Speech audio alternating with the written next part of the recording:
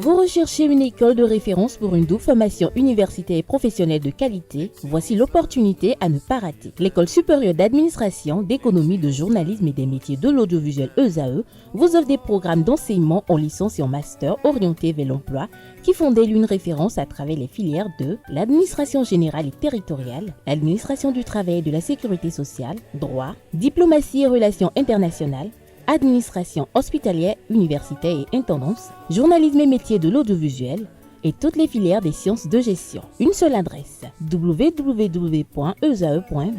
Rendez-vous dès maintenant sur nos campus ESAE Bedjromende au numéro 90 93 65 21 ou au numéro 98 98 14 00. Paracourt sur le numéro 52 46 12 12.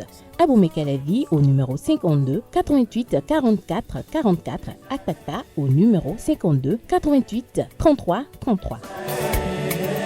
ESAE, l'excellence a un nom. Le bulletin matinal d'information, c'est avec vous, Kanté Amoussou, bonjour. Bonjour, Nassé. La page des sports, c'est avec vous, Layo Sadiagono, bonjour à vous également. Oui, bonjour, Nasrin Fatoumi. On démarre avec vous, Kanté Amoussou. Plusieurs associations et ONG ont célébré la Noël avec les enfants de différentes régions ce 25 décembre 2024. Effectivement, mais parlons d'abord du grand agapé des enfants, dénommé GRAD, qui a offert des cadeaux et des moments de divertissement aux enfants de rue, les orphelins et démunis d'Akasato Centre ce mercredi 25 décembre 2024. Il s'agit d'une initiative qui est à sa 5e édition et qui vient boucler les 5 ans d'existence du Creuset. Suivons ensemble le reportage. Le grand agapé des enfants, GRAD, vient de semer la joie de la fête de Noël à Akasato Centre. Cette initiative des femmes chrétiennes est à sa 5e édition. Aujourd'hui, il y a eu en tout et pour tout 250 et quelques enfants, 257 enfants précisément qui ont reçu des cadeaux. Ce qui a fait la particularité de cette édition, je crois que c'est la forte mobilisation qu'il y a eu autour. On a communiqué via les différents réseaux sociaux que nous avons. Mes abonnés ont participé, ma communauté a participé et je profite déjà de l'occasion pour leur dire un grand merci. Ces enfants, issus des familles défavorisées, ont participé à divers jeux, des danses, des séances d'éducation sur la vie d'un chrétien. Parents et bénéficiaires expriment leur gratitude envers les donateurs pour ces moments de bonheur. Cette année, c'est une bonne chose que j'ai reçue parce qu'on n'a jamais vu ça dans ces zones et c'est bien. J'ai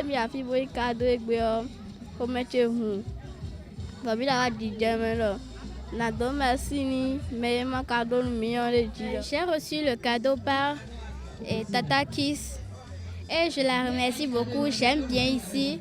J'espère que la prochaine fois, je vais venir ici.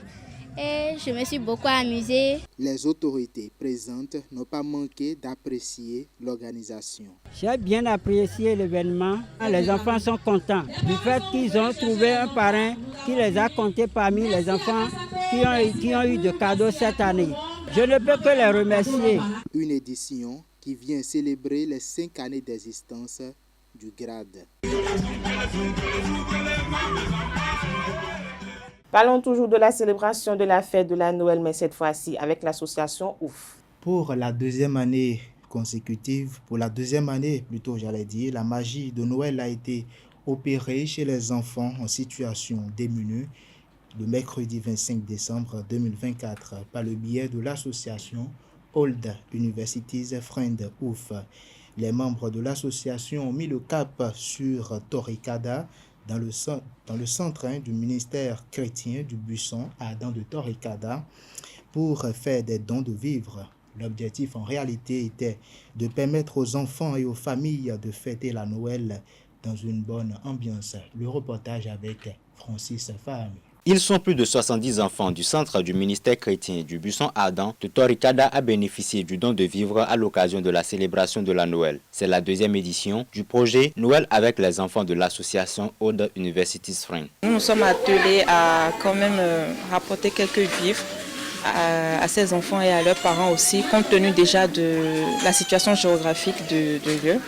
sur le terrain, une fois sur le terrain, on se rend compte qu'ils ne sont pas si proches que ça. Donc l'accès aux vivres est un peu plus compliqué pour eux. Donc nous avons voulu quand même participer, on va dire, parce qu'on ne pourra jamais couvrir tout. Des sacs de riz, du sucre, du lait, des pâtes alimentaires et bien d'autres. Pour les bénéficiaires, ce don vient à point nommé. Avant, c'est à pareille heure, il y a des gens qui pleurent, qui disent qu'est-ce que je vais manger. Les parents de soucis à la maison. Et même nous les pasteurs, on est tristes parce qu'on ne peut pas donner à tous ces enfants. Mais aujourd'hui, je vois que tous les enfants sont satisfaits. Parce qu'il y a des jouets, il y a des vivres.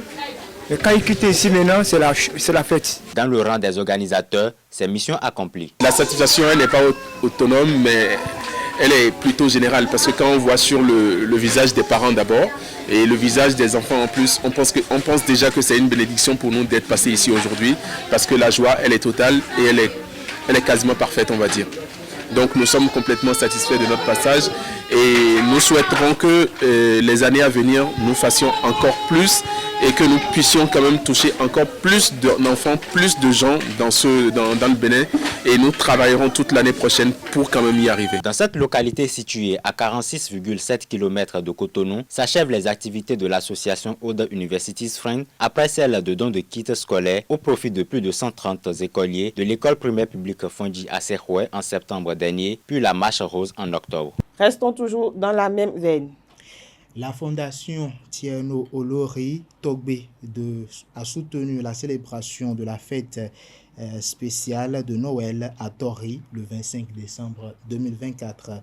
Cet acte de générosité a permis d'offrir plus de 150 cadeaux aux enfants de la localité. Le reportage avec Anel Dou.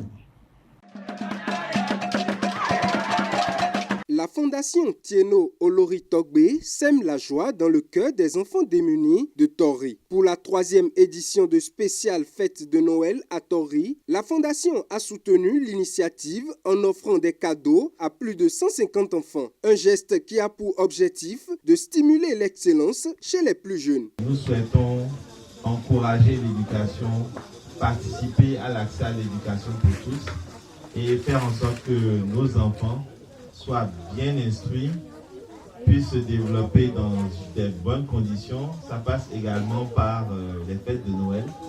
Et nous sommes contents que la première action de la Fondation soit destinée aux enfants, en particulier à l'occasion de la fête de Noël, parce que c'est certainement la plus grande fête des enfants dans le monde. La participation de la fondation Tieno Olori Togbe apporte un plus à cette célébration qui était jusque-là une simple fête de restauration.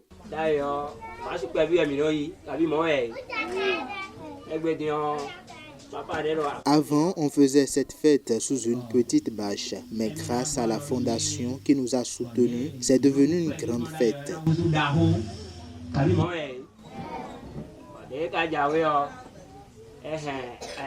En venant, le président a apporté des cadeaux, ce qui n'était pas le cas les années précédentes. Ce moment de partage a égayé les enfants de Tori à Ikpako. Tieno Olori Togbe et sa fondation éponyme entendent multiplier les actions pour impacter le Bénin en particulier et toute l'Afrique en général. La SGDS a rencontré les chefs quartiers.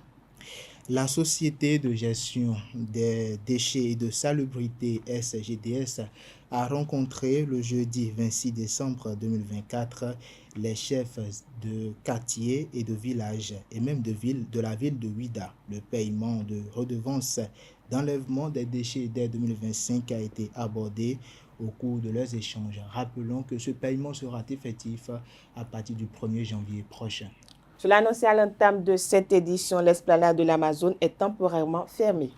Effectivement, Nancine Fatoumbi, et l'esplanade restera fermée. Déjà, ça a commencé le jeudi 26 décembre et restera fermée jusqu'au dimanche 29 décembre 2024 en raison justement des préparatifs du festival We Love Eya. L'annonce a été faite à travers un communiqué du directeur général de l'Agence nationale, de l'Agence de développement des arts et de la culture ADAC. Les usagers de la route sont donc invités à faire preuve de vigilance et à prendre les mesures nécessaires pour éviter la zone concernée. Hors de nos frontières au Tchad, le retrait des troupes françaises se fait en bon ordre selon le colonel Guillaume Vernet. Après la suspension de l'accord militaire entre Paris et N'Djamena, des Mirage 2000 et une unité de soldats français avaient quitté le territoire tchadien ces dernières semaines. Le jeudi 26 décembre, une première base, celle de Faya, a été rétrocédée par la France. Une rétrocession qui s'est faite en présence des autorités tchadiennes. Une trentaine de militaires français ont donc quitté le nord du Tchad par la route en direction de N'Djamena, selon le colonel français Guillaume Vernet. Merci à vous, Kanté Amoussou, pour cette présentation du bulletin matinal d'information. Vous restez avec moi. On retrouve Larius Adjagbenon juste après ceci pour la page des sports.